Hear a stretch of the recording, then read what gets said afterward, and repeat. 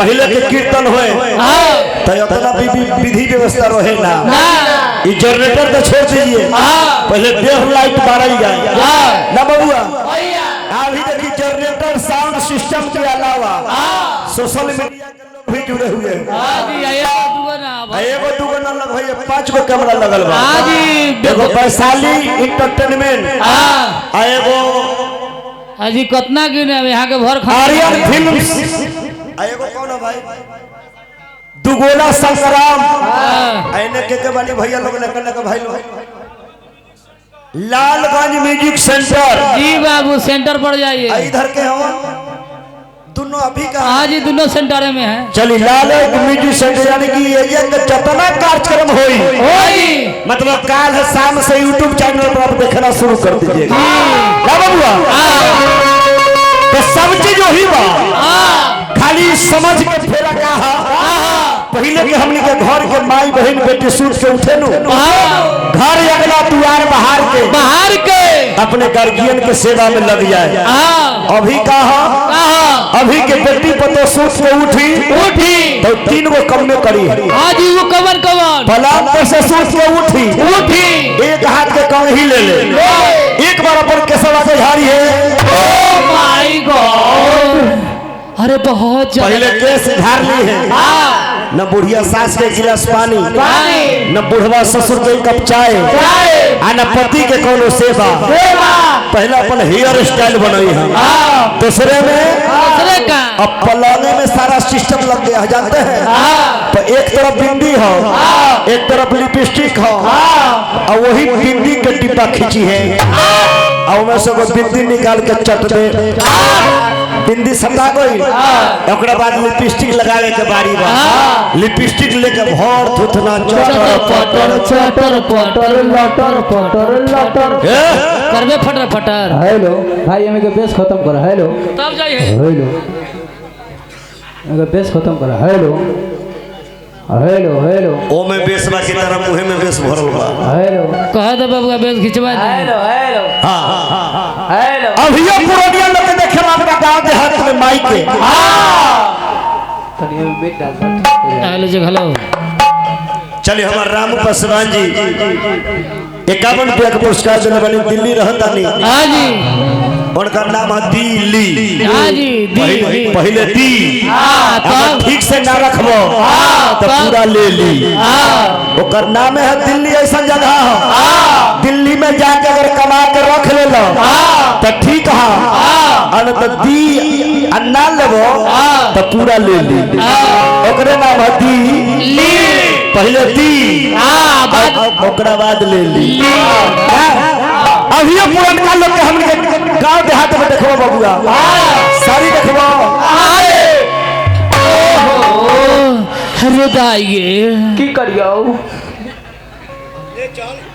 लेना चल सारी यहाँ ले रखे लगता है भाई काहे कोनो डिजाइन बा कोनो फैशन है तो सारी यहाँ ले रखे का मतलब सारी नहीं यहाँ ले रखे के मतलब है कि भारत देश के सारी भारत देश के नारी जितना सुंदर साड़ी में लगेली भले अभी के लड़के लोग शादी कर ली हन नया नया दुल्हन के भले वो स्कर्ट मिनी स्कर्ट पहना के घुमावो जींस पहना के घुमावो लेकिन नारी जो न हो जितना सुंदर साड़ी में शोभा देवेली वो से अच्छा हॉट पैंट में लगे ना रहे ओए पे ना ये कनिया के यहाँ ले साड़ी रखे के मतलब का हो उनके मांग का ससुर को दूसरा मर्द ना देखे जी। लेकिन अभी तो फैशन का युग हो बेटी को तो साड़ी घसका के यहाँ ले आई है और वो से ना हो तो एक रकम मारी है एक पलटा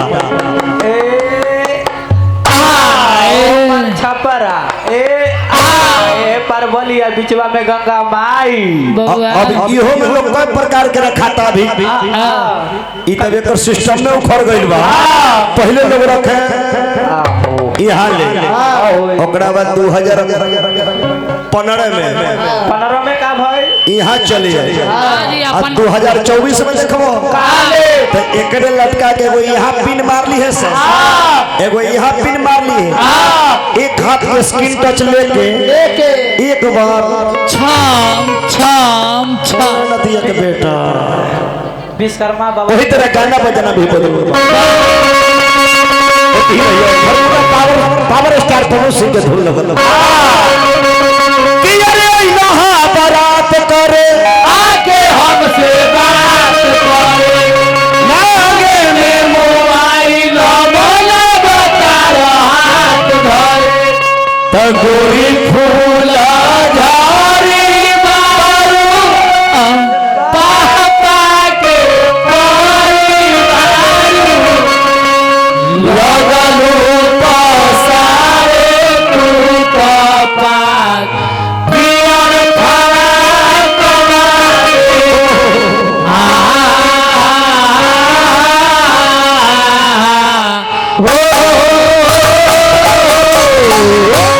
यही धुन पर हमने के गणेश भगवान की वंदना गावे के बाद वाह ब्याह जी हाँ हाँ हाँ ये हो करने का तरीका क्या है? हो का मतलब है कि गीत संगीत पर्दा की चीज है, पर्दे में रहने दो, पर्दा न उठाओ। हाँ जी, जब पर्दा उठ गया तो पर्दा फट जाएगा, फिल्म फ्लॉप हो जाएगा। पर्दा फटेगा नहीं तो पर्दा जो उठ गया तो भेद खुल जाएगा। गीत संगीत भेद की चीज है। संगीत में अगर साहित्य ना हो तो संगीत कहा ही ना। अब अभी के गीत हो पूजा पाठ चला था और वहाँ गीत लोग बजाइए पगली दिखावे अगर वो अच्छा जब पागल नहीं अगरबत्ती दिखाएगा मानो वो धकर ईटा लेकर तेरी बहनी के वो ईटा लेकर उखाड़ दे अगरबत्ती दिखाई पागल नहीं अगरबत्ती ना दिखाई वैसा ना अगरबत्ती दिखाइए ललका अबीर फेंके लगा तो चलते तो हम यही धुन में भगवान गणेश जी के दरबार में चले वाह बबुआ हो ना ना कि यार सुमिरन करीने हम गौरी हो हम गौरी हो करे गौरा पार्वती कृष्ण हो पार्वती कृष्ण हो तो सुमिरन में आई बाबा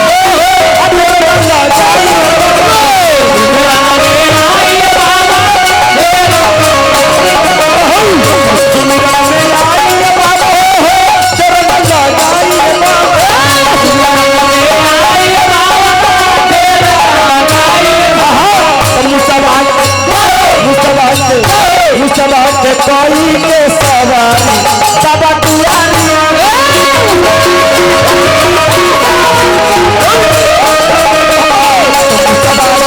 कोई के सवारी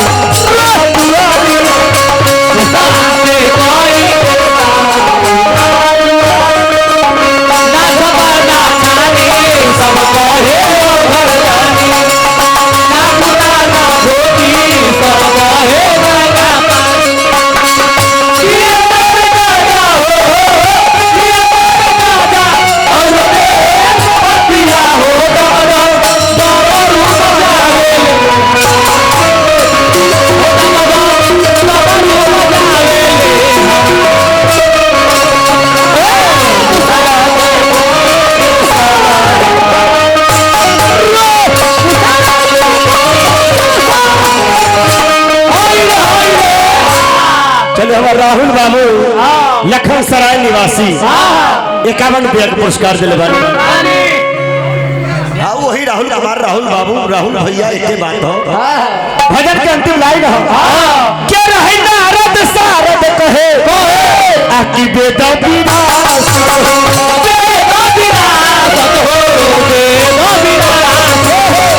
तू ही लिखे वाला गीता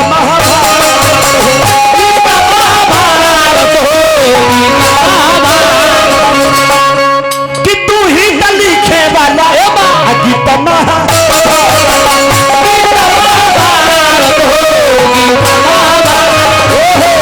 विनती बड़े